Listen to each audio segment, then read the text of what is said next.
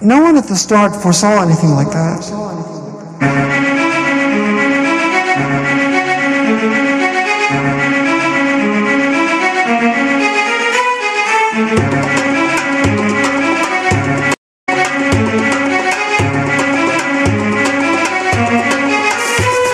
String theory has repeatedly forced physicists developing it into directions that they didn't anticipate and frequently didn't want.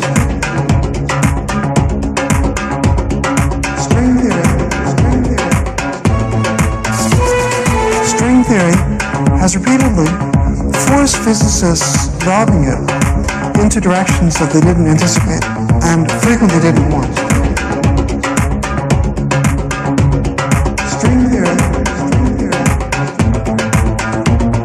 String theory has grown beyond anything that anyone conceived at any step along the way. String theory has grown beyond anything, String theory has grown beyond anything that anyone conceived at any step along the way. String theory has grown beyond anything, and we're still having trouble understanding it.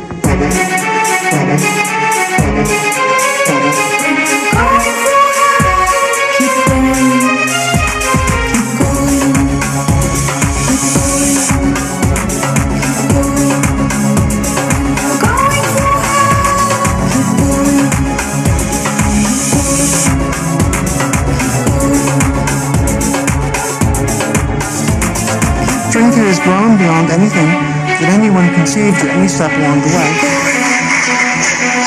Super funding to be a theoretical physicist. Keep going.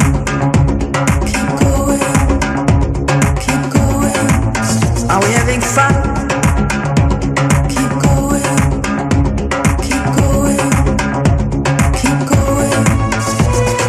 Since there's only one string theory, it seems reasonable to hope that it might have only one quantum vacuum describing our universe and leading to definite predictions for the values of all the dimensionless natural constants. But research in string theory has actually never supported this hope.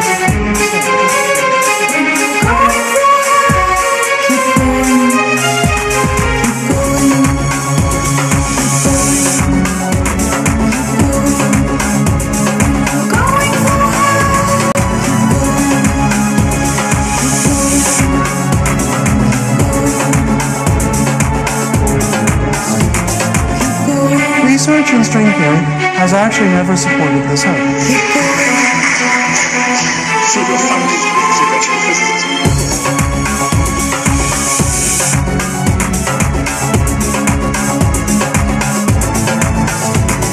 String theory.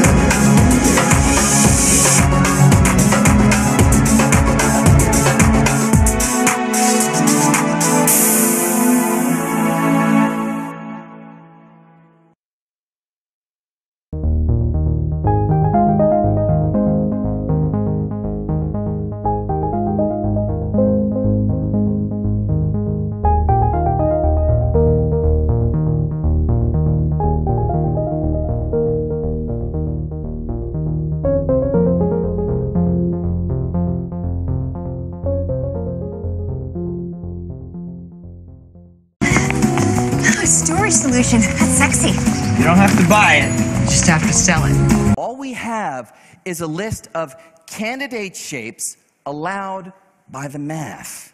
Now, when these ideas were first developed, there were only about 5 different candidate shapes, so you can imagine analyzing them one by one to determine if any yield the physical features we observe.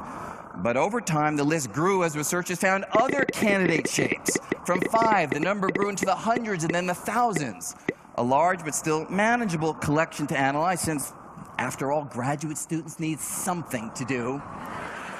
But then the list continued to grow into the millions and the billions until today. The list of candidate shapes has soared to about 10 to the 500. So, what to do? Well, some researchers lost heart, concluding that with so many candidate shapes for the extra dimensions, each giving rise to different physical features, string theory would never make definitive testable predictions. But others turned this issue on its head, taking us to the possibility of a multiverse. Here's the idea. Maybe each of these shapes is on an equal footing with every other. Each is as real as every other in the sense that there are many universes, each with a different shape for the extra dimensions. And this radical proposal has a profound impact on this mystery, the amount of dark energy revealed by the Nobel Prize winning results, because you see, if there are other universes, and if those universes each have, say, a different shape for the extra dimensions, then the physical features of each universe will be different, and in particular, the amount of dark energy in each universe will be different, which means that the mystery of explaining the amount of dark energy we've now measured would take on a wholly different character. In this context, the laws of physics can't explain one number for the dark energy because there isn't just one number. There are many numbers, which means we have been asking the wrong question. Instead, the right question to ask is, why do we humans find ourselves in a universe with the particular amount of dark energy we've measured instead of any of the other possibilities that are out there? And that's a question on which we can make headway, because those universes that have much more dark energy than ours, whenever matter tries to clump into galaxies, the repulsive push of the dark energy is so strong that it blows the clump apart and galaxies don't form. And in those universes that have much less dark energy, well, they collapse back on themselves so quickly that again, galaxies don't form. And without galaxies, there are no stars, no planets, and no chance for our form of life to exist in those other universes. So we find ourselves in a universe with the particular amount of dark energy we've measured simply because our universe has conditions hospitable to our form of life. And that would be that. Mystery solved, multiverse found. Once upon a time. Da, da, da, da, da, da.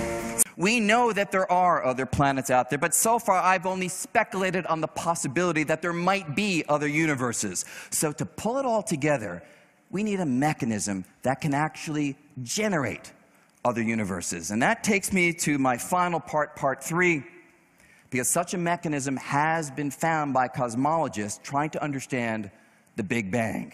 You see, when we speak of the Big Bang, we often have an image of a kind of cosmic explosion that created our universe and set space rushing outward. But there's a little secret. The Big Bang leaves out something pretty important, the bang. It tells us how the universe evolved after the bang, but gives us no insight into what would have powered the bang itself.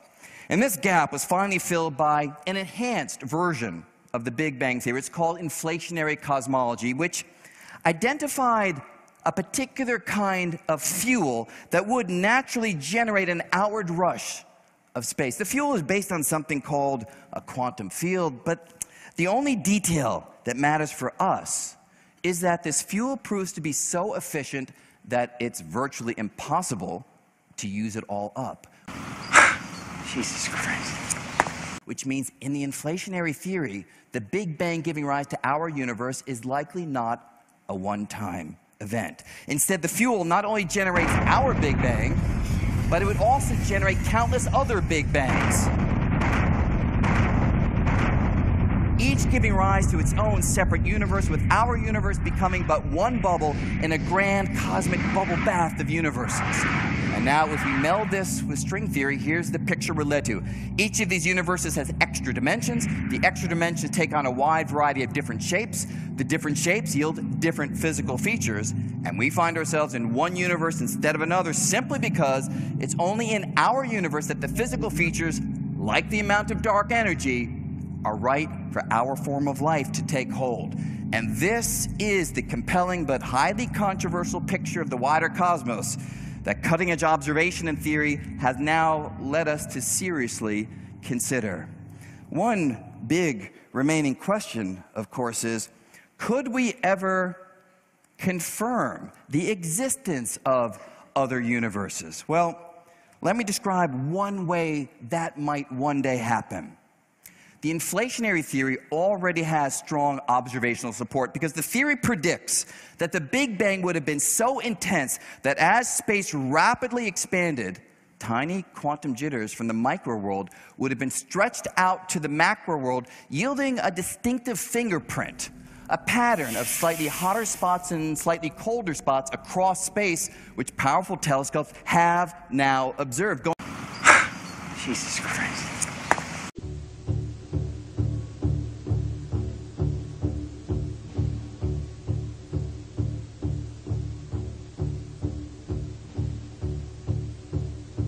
Going further, if there are other universes, the theory predicts that every so often, those universes can collide.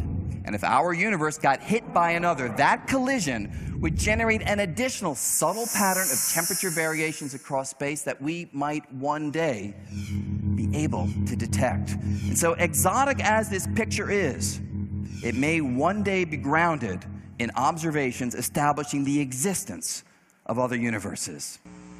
The duty of a scientist, if he's going to express an opinion, is to do his homework first.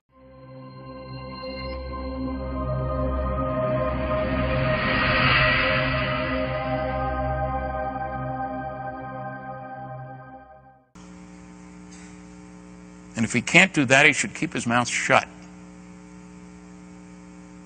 The range of ideas you've just spoken about are dizzying, exhilarating, incredible.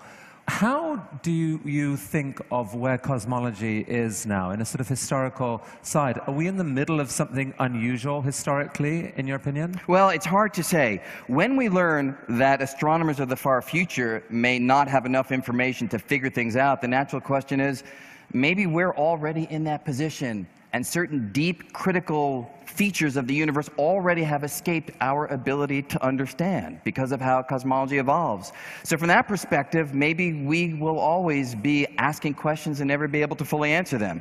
On the other hand, we now can understand how old the universe is. We can understand how to understand the data from the microwave background radiation that was set down 13.72 billion years ago, and yet we can do calculations today to predict how it will look, and it matches. Holy cow, that's just amazing.